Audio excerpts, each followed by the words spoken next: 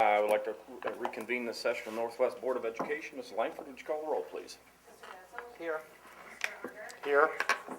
Here. Here. Here. We have already done the Pledge of Allegiance, and I will entertain the approval of minutes from June 24th and the special meeting on July 11th. So moved.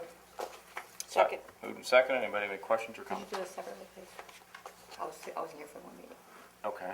Abstain from that. Which, I was up there on the 24th. We'll just do them separate. okay. We'll do the first one, regular meeting on June 24th. So moved. Second. Moved and second. Anybody have questions or comments? Chris? Aye. Aye. Aye. Abstain. Aye, motion passed. I'll entertain a motion for the July 11th special meeting approval of minutes. So moved.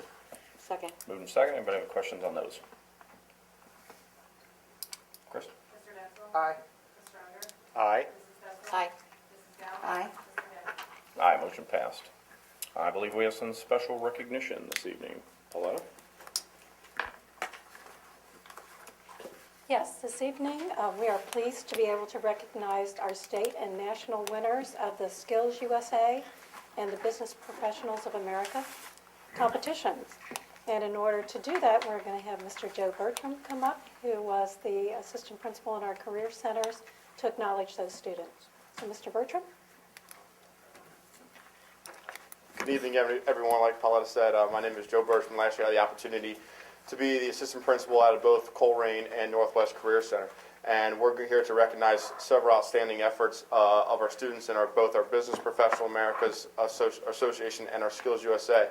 Part of the requirements that's for some of our programs at our career centers that our students belong to these professional associations to compete and to kind of go head to head with each other from other students in the local and state and national levels. And we've got students at both Northwest and Colerain who competed well for us this year, and we'd like to recognize those students. First, we'll start with the students from Northwest High School. Kelsey Garibay, would you come on up? Kelsey competed out of the Business Professionals America group in the event of fundamental desktop publishing. She finished 4th at the state level, and she finished 2nd in the nation at all the students in the USA. So she did Northwest very proud.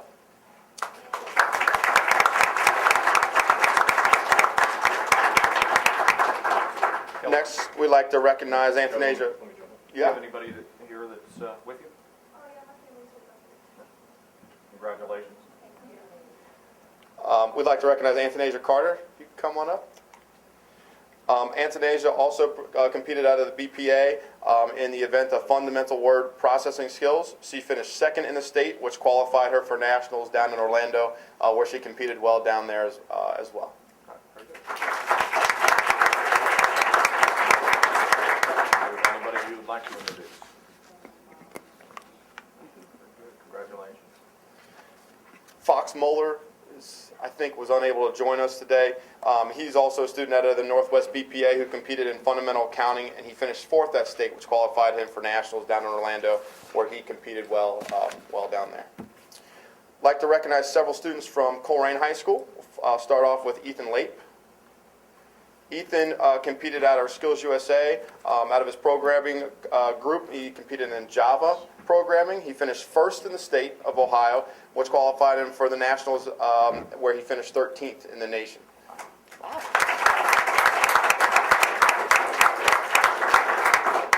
Ethan, do you have anybody you want to introduce? Right there. Alex Herring, is he able to join us today? He competed in the same event as Ethan and finished 3rd in the states, which was kind of neat for Colerain High School to have a 1st place state finisher and a 3rd place state finisher in the same competition.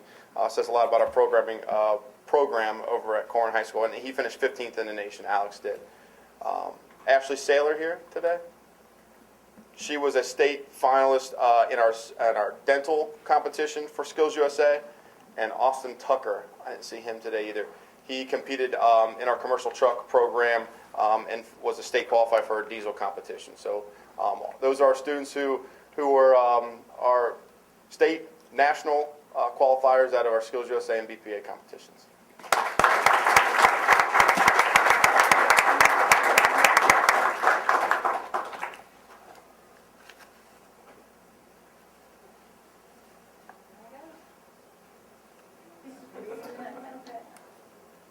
nice smiles. 1, 2, 3. And then if I could have the students and their families out in the front hall, I'd like to take another photo of them. And you're more than welcome to come back for the rest of the meeting, if you so desire. Or slide out the front door. Congratulations, guys.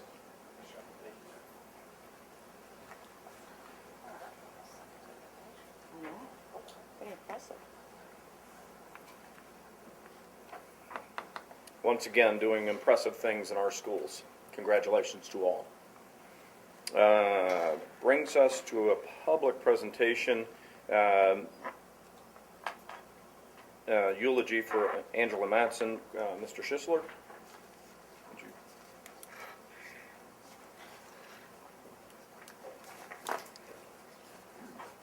Ladies and gentlemen, thank you for allowing me to be here tonight. We're here to honor the memory and to celebrate the life of Angie Matson, teacher at Colerain Middle School. I would like to take this opportunity to read her family and recognize the family members that are here tonight. Angie Matson Gundrum, beloved wife of her husband John, who's here tonight. She's a loving mother to Josh. Her parents, Judith and Ed Meyer, and Albert and Kelly Gundrum. Mother-in-law, Carol Matson. Her sister, Amy Garvin, and her husband Frank. Her brother, Todd Gundrum, and his wife, Jenna. Her brother-in-law, Fred Matson, and his wife, Jill, that are here tonight. Sister-in-law to Nancy Berniker and her husband, Cliff. The aunt to Elizabeth and Maggie, who are here tonight. The best friend to Sherry Paquette, who was able to be here tonight. And also a colleague to the staff of Colerain Middle School. Angie was a graduate of both Princeton High School and Miami University, although her early years, I found out, were spent as a student at Struble and White Oak. She spent her freshman and sophomore years at Colerain High School prior to finishing her high school career at Princeton. Her dad and stepmom, Al and Kelly Gundrum, are longtime district teachers, and her dad spent several years as the boys basketball coach at Northwest High School. Many longtime district teachers vividly remember Angie as a young lady at the games as her dad coached the basketball team. Upon graduating from college, Angie worked for 2 years for the Archdiocese of Cincinnati, teaching at St. Louis Catholic School in Owensville, which is way out there. She spoke often of the wonderful friendship she developed with 2 nuns during her time as a teacher at St. Louis. She also spoke of the fact that the schools in that area took time off during the school year to allow students to go home and help their families with the annual harvest. It is at St. Louis where her true talent as an educator was recognized earlier in her career. One of the nuns she befriended was heard saying of Angie, quote, "Some teachers are born and some are made, but rarely have I come across someone who is both. Angie is that someone." In 1989, she interviewed with then Colerain Junior High principal Jim Sullivan and was hired to teach language arts and social studies. She remained at Colerain Junior High through its transition into Colerain Middle School, spending 26 wonderful years at the school until her untimely death. In addition to her teaching responsibilities, Angie was for a time the student council advisor. Her husband John recalls multiple years, with the emphasis on multiple, taking a day off late in the school year to come help Angie run the annual field day. She also spent several years as the department head for language arts, and she even coached cheerleading for a few years with Bonnie Dolan. I also came across, when we were going through some of her personal effects, several other things that she participated in, like the Just Say No Club, and several other things that she just planned on a whim for the school, and she had files that she had kept. And I went through the yearbooks that she had, and I found several pictures of groups that were taken over the years that she was involved with. And there's so many different groups that she took part in, and so many efforts she just took upon herself as a teacher. Her love of teaching and of her students comes directly from her family. As already mentioned, her dad and stepmom are longtime district teachers, and her brother-in-law, Fred, currently teaches English at Northwest High School. Outside of school, Angie was a loving mother and wife. She loved decorating her home and entertaining guests, and used her love of cooking to host several gatherings of friends and family in her home. To walk into their house which I had the pleasure of doing. Her love of decorating is obvious. Their home is beautifully decorated, and Angie's skill at the decorations is apparent. She loved watching classic TV shows like MASH and The Rockford Files, if you can remember that one. She loved those reruns. She loved shopping on QVC, and one can take a look around their kitchen and living room to see all the items adoring their home, all purchased from QVC. The legacy Angie leaves to the staff and students of Colerain Junior High and Colerain Middle School is that of a caring person who absolutely loved her job, loved her students, and loved her colleagues. Throughout her long battle with cancer, she remained positive and strong, oftentimes in the face of pain and physical struggles. I feel blessed to have worked with her for my 7 years at Colerain Middle School, and I know the staff members that have had the pleasure of working with her during her entire 26 years at Colerain Middle will tell you how dedicated she was. Their presence here tonight should tell you how much of an impact Angie had on everyone. She'll be greatly missed, and her wonderful personality, sense of humor, and caring heart cannot be replaced. She spoke so fondly of her friends and family. She was so proud of Josh and proudly updated me on his successes throughout his high school career. We at Colerain feel so blessed for having had the opportunity to work with Angie, and we will continue to cherish our memories of her. Our collective heartfelt thanks go out to Angie's parents and to both John and Josh for allowing Angie to be a part of our lives at Colerain for so many years. Thank you. This time I would like to have Mr. Kane, Kevin Kane, also has a couple of words he would like to say. Thank you. As Chris said, I am Kevin Kane. I'm a guidance counselor at Colerain Middle School and the Vice President of the Northwest Association of Educators. Last summer, I had the opportunity to attend the National Education Association Representative Assembly in Washington, D.C. One of our guest speakers was Joe Biden, the Vice President of the United States of America. Although we were interested in hearing what the Vice President had to say, we were just as interested in hearing his wife, Dr. Jill Biden, speak to the Assembly. You see, Dr. Biden is an English teacher at a local community college in the D.C. area. She is one of us. She spoke about her role as a wife and a mother and the Second Lady of the United States. And she followed her comments with a simple statement that brought the Assembly to their feet with loud applause. She said, "I know that you all understand. Being a teacher is not what I do, it's who I am." Angie Madsen fulfilled many roles with many of you in this room and with her colleagues at Colerain Middle School. As a colleague, we missed Angie when she took a year off from teaching to fight her cancer. We celebrated her return the next school year. We worked beside her during the highs and the lows after the past 9 years since she was first diagnosed. This year, we watched her sit in her room to catch her breath after climbing 2 flights of stairs every morning. We worried about her as she developed some new symptoms. We prayed for her and supported her when she went into the hospital the last 2 weeks of school. And Debbie Zonker can tell you we argued with her, or at least you did, about not doing work or grading papers while she's in the hospital. But Debbie lost that argument. But now, unfortunately, we mourn her loss. Angie will be missed at Colerain Middle School. All right, come on. All right. As I took on additional roles with our local association, Angie would often summon me to her classroom to discuss some concerns she had about various issues. We always had meaningful conversations and shared opinions, but I always knew that I wasn't her first or last stop when seeking advice. She often sought the counsel of some previous Northwest local notables, like her father and stepmother, as well as some family friends like Bruce Bradford, Ken Durr, and Margie Rennie. I knew that I could simply not compete. Angie was a proud member of the Northwest Association of Educators, and I will miss those conversations. As a friend, a group of us would go out after school on an occasional Friday to unwind after a long week at work. Over the years, several members of this group had moved on through retirement or a change in location, and we simply stopped going out. Angie asked some of us to get the group back together this past school year to reconnect. But unfortunately, the only time the group saw each other again was at the funeral home. We will all miss her friendship. So as I said before, Angie fulfilled many roles to many people. She was a wife, a mother, a daughter, a sister, an aunt, and a niece. She was a colleague, an association member, and a friend. But I can say with much confidence, I know that you all understand, being a teacher is not what Angie did. Being a teacher is who Angie was. Thank you.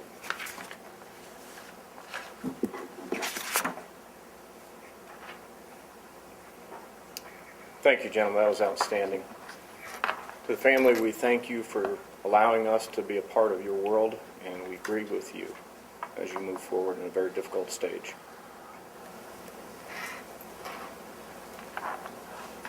Okay. Tough to go back to business. Public presentations, report from employees, organization, I think certificated or licensed, classified or administrative. Report from school-related organizations, community communications. Chris, do I have any cards over there? Okay. I don't believe we have any special presentation.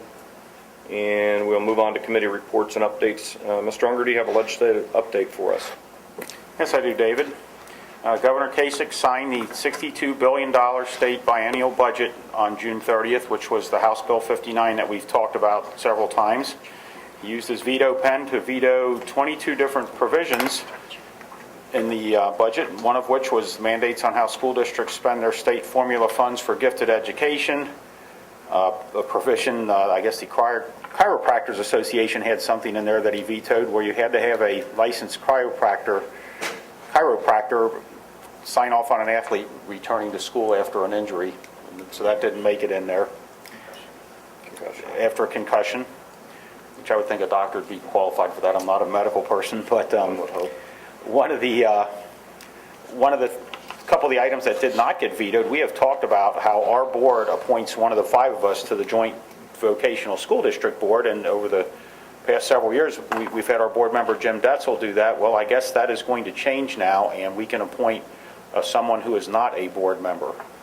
So that'll be something new. I appreciate Jim's efforts, and I'd just as soon keep Jim for that, but I guess in the future we'll be able to change that. And then there was a elimination of a couple of the rollback replacement payments for property taxpayers on new and replacement levies, which this is today's report, and I haven't really had time to look into exactly what that means. So the summary is Governor Kasich signed the budget, and there's some things in there for us to study. So thank you, David. Okay. Any other questions or comments or thoughts? Okay. Student Achievement Liaison Report. Mrs. Dutcher, you have anything for us? We don't have anything tonight, but Mark and I will be meeting in the near future to plan out next year's exciting reports. I look forward to hearing those. There you go. All right. Mr. Dutzer, you got anything from a Butler Tech standpoint? Yeah, just one update. Bill Miller, the superintendent there, updated us on the bioscience building that they want to have a go at it. $13 million cost, 30,000 square feet, will house 300 students. Wow. And they want to have it opened up by August of 2015. So 2 years. So we're going to have a formal presentation in September. So we're trying to do this, How was that funded? well, we're trying to do it where there's not any bond money and have donations from various companies. Okay. And they seem to think that they can get the money. So we'll know in September how So they're do we going to have fund it. to paint the outside of the building with different logos and it's like a race car kind of thing? I don't think so, but that's the plan of attack. So it's very exciting if we can get this done. And then that'll free up more space at D. Russell Lee. They'll move more programming into there, so. Good stuff. Yep. All right, anything else? So, yeah, I'll have more of an update in September once we have the actual presentation to the board up there. How's the new superintendent doing? He's doing well. Good. Yeah. Getting acclimated and rolling in? Yeah. Okay. Good deal. All right, I don't believe we have a special report. That brings us to Dr. Jackson and the superintendent's items. Dr. Jackson, it's all yours. Before we move into the superintendent's items, I do want to turn it over to Tracy Ray to give us an update on the HR hiring season. Okay, to date this summer, we have had 22 certified hires, and we have about 6 teaching jobs to fill, most of which are half-time positions. And so we're going to be wrapping that up hopefully very shortly. Mr. Birdsong has come on board, and over the summer we have hired 26 classified employees, and there are about 7 or 8 yet we need to fill. Tracy, do you feel there's going to be a problem filling those 6 spots? I don't. The candidate pools have been, a lot of candidates in the mix, so. Good. Very good. On page 5 of your agenda, then, we move into the consent items. We have the report from the treasurer for June 2013, as well as the purchase of investments for June 2013. Under personnel, for certificated, we have 4 extra duty resignations, one which is procedural. We have 4 classified resignations. I do want to make a note on the bottom one, Joan Cool, that effective date should be 8/31, not 7/31. And then if you pull out the addendum, we'll go ahead and do that with it as well. There's an additional classified resignation in there that got added late last week that we wanted to get in this agenda, so that's in your... Sue Marshall. For Sue Marshall, yes. So the superintendent recommends the Board of Ed approve the consent items as presented. So moved. Second. Moved and second. Anybody have any questions or comments? Mrs. Langford, would you call the roll, please? Mr. Detzel. Aye. Mr. Unger. Aye. Mrs. Detzel. Aye. Mrs. Gauss. Aye. Mr. Denny. Aye. Motion passed. Under fiscal, there's the district handbook for the student activities handbook, which was presented at the last meeting. And then there is 2 appendix, one for new funds, Appendix C, and the other one is a fund-to-fund transfer in Appendix D from Mr. Bertram. The treasurer and superintendent recommend the Board of Education approve the fiscal items as listed. So moved. Second. Moved and second. Anybody have any questions or comments? Chris, you want to call the roll? Mr. Detzel. Aye. Mr. Unger. Aye. Mrs. Detzel. Aye. Mrs. Gauss. Aye. Mr. Denny. Aye. Motion passed. Under personnel, we have 4 certificated licensed approval of initial appointments. We have 1 employee to be rehired. We have 5 approval of extra duty contracts. We have 28 summer band assistants between the 2 high schools. Superintendent recommends the Board of Education approve the certificated license items as listed. So moved. Second. Moved and second. Anybody have any questions or comments about those? Mrs. Langford. Mr. Detzel. Aye. Mr. Unger. Aye. Mrs. Detzel. Aye. Mrs. Gauss. Aye. Mr. Denny. Aye. Motion passed. Under classified, we have 7 approval of initial appointments, and we have 3 approvals of changes in status. Superintendent recommends the Board of Education approve the classified items as listed. So moved. Second. Moved and second. Anybody have any questions or comments about those? Chris? Mr. Detzel. Aye. Mr. Unger. Aye. Mrs. Detzel. Aye. Mrs. Gauss. Aye. Mr. Denny. Aye. Motion passed.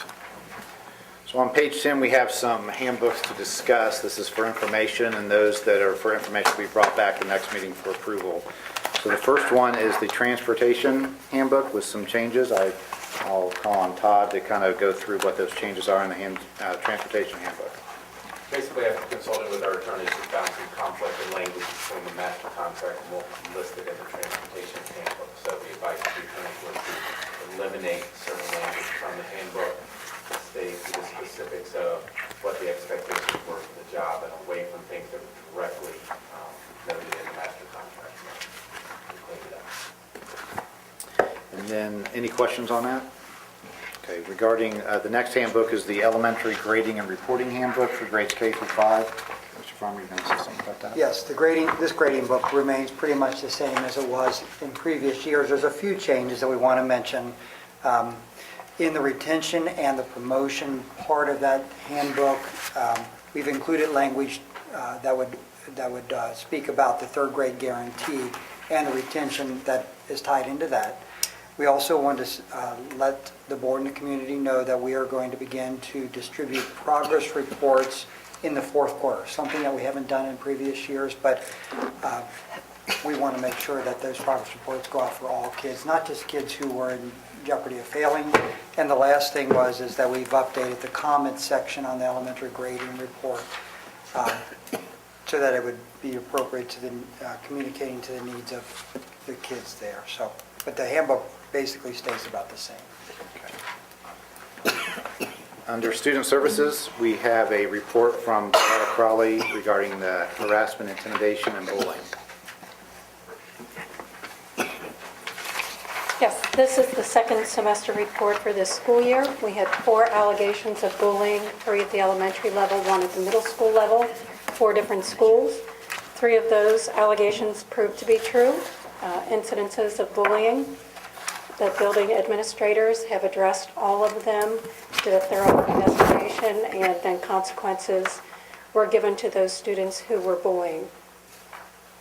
Any questions? Can you give us examples of the bullying? Yes. One involved some texting messages, name-calling occurring outside of school that was then brought into school and took place over a couple of days' time. The other 2 were elementary cases in which students were picking on other students, and the students who were being bullied were very quiet about it and didn't report it. Once they finally did report it and/or their parents reported it, then it was immediately looked into and taken care of. So it was a matter of getting the students to talk about what they were witnessing.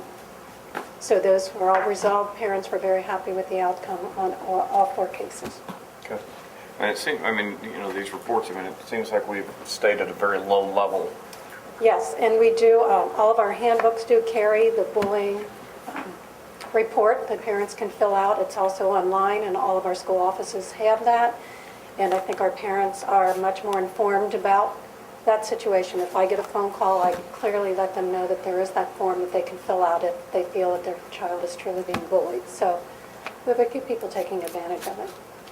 Again, 3 out of 4. I know Northwest High School was very proactive with the student group for the anti-bullying. What do we do, like at the elementary level, with the kids so they understand what is bullying, what isn't, or if you're getting bullied, this is what you should do?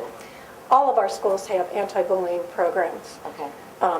To various degrees. At the elementary level, we also have our ALP rooms so that if children are in a confrontation and it's going to take a little bit of time, they either have a peer review that they go through or they go to the ALP teacher or their own teacher and they kind of walk through the issue and try to work it out at the elementary level, and they are very successful with that. I think Jenny is not here tonight, but she might be able to address that in greater detail. But every one of our buildings have very good programs in place, and they talk about how to resolve things. This is on the website under Student Services. We're required by law to post this report, so it's out there. How do we fire more questions at you? Do you check other websites in terms of how other districts are doing with this? I'm very impressed that we just don't have more of this going on where it's not being reported. How do we stack up against other places, if you know? I don't know that. I'd be happy to look into that. But I do believe as a district in each of our buildings, our administrators really are on top of this. And once it's reported, it is investigated thoroughly and something is done about it. So, there's a lot of remediation there, talking with both parties, and we're fairly consistent and pretty good at handling that. Good. Okay. Good report. Thank you. And staying with Student Services, we also have the athletic handbook that you're making a few recommendations for some changes on that one. Yes, 2 recommendations. The first deals with the honorarium.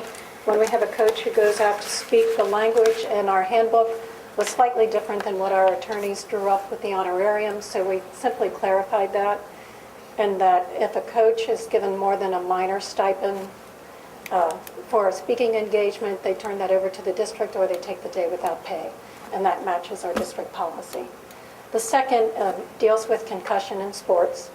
All coaches are required by September 1st to have taken one of 2 courses that are online regarding concussions and document that, which our athletic directors then collect that documentation.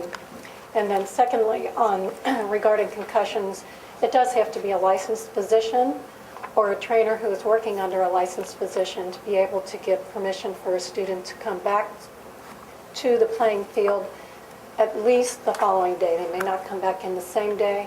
And then there are guidelines that they must follow, looking at the symptoms that the student has exhibited on what they can come back and actually do over a course of time. When you say all coaches, that include volunteer coaches as well? Yes. Okay. Any other questions?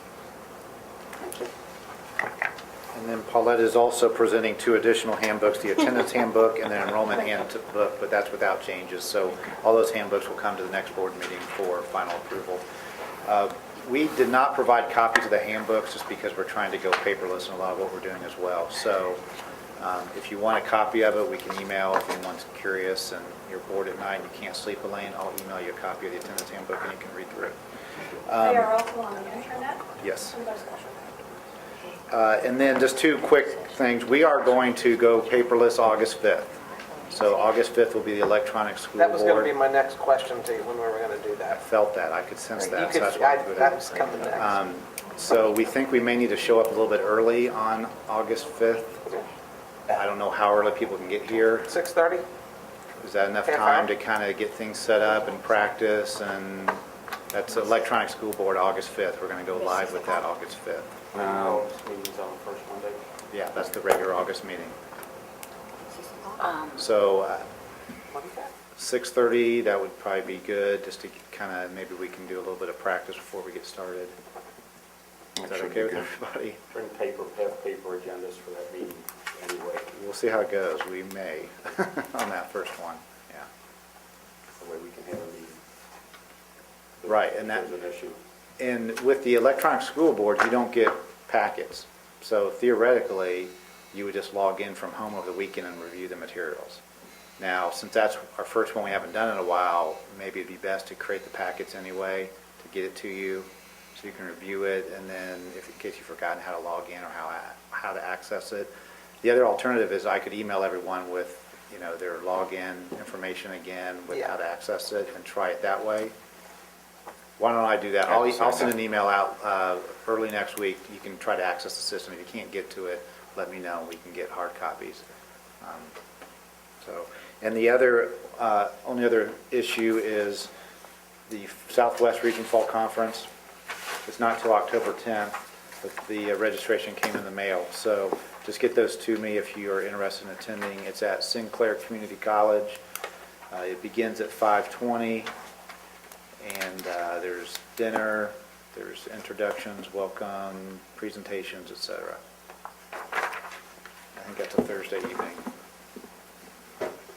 And that's it for the superintendent's items.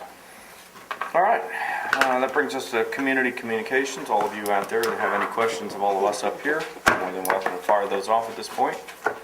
Seeing no hands, I will move on to other board items. We'll start with Mr. Detzel. Do you have anything, sir? I do not. Thanks for asking, though. Thank you, David. I did, this past Saturday morning, I've been kind of driving through Colerain's lot over the past month, kind of watching the football field take shape, and Saturday morning, I guess there was some type of scrimmage or event there, and several of the coaches were out, and I stopped over there pretty early and walked the field. It looks like it's in pretty good shape. I don't know a whole lot about how those type of artificial turf fields go together. I did notice there was some rolls of the old turf in the end zone, and the assistant coach that was there told me that the boosters were going to raffle off certain parts of it or use that as some future fundraiser, which I think is an excellent use for it. But the field at Colerain, it looks like it's in, and hope everything goes well with it. Yeah, it looks great. Maybe you'll buy part of the old field, And tack it to my wall. maybe Mrs. Denny will say, yeah, bring it in. And I'm sure that's carpet the but that would be my comment. It does look good, and I would encourage anybody to drive over and get out and look at it, and hopefully it all goes well. I'd like to look at it in the rain and see how it drains and see if anything puddles up or anything. And It doesn't puddle up. is it pretty good? Yes. Good. We're on it every day. That's good. All right. Well, that's my comment. Thank you, Okay. David. Mrs. Galk? All I would say is, summer's almost over, kids are going back to school. I listen to sing a song to my kids all the time, saying, 6 more days of school starts, how happy I will be. And so the kids enjoy the summer because I have much of it left. Mrs. Detzel? Well, that's depressing. No, that's fun. I just want to say I had the opportunity to meet with some very dedicated community members that over the years have always worked together for the levies in our district, and decided we're going to continue. The golf outing is going to be an annual event, so please mark your calendars for September 14th. It will be at Dearborn Country Club again, and I believe it's $90 a golfer. We'll also have raffle tickets. I believe breakfast will be served again. It's a great event, so please contact any of us if you have a foursome, if you'd like to do a whole sponsor, if you have anything for the raffle. We'd love to hear from you. So I want to thank everybody that's already working on it ahead of time. Okay. I have nothing from another board item other than the fact I will entertain a motion to go into a brief executive session to discuss employment of district employee. So moved. Second. Move second. Any other questions or comments? Chris, will you call the roll? Mr. Detzel? Aye. Mr. Unger? Aye. Mrs. Detzel? Aye. Mrs. Dowd? Aye. Mr. Downing? Aye, motion passed. We will take no action post-executive session. All right. Thank you for attending. Chris, you need to stick around.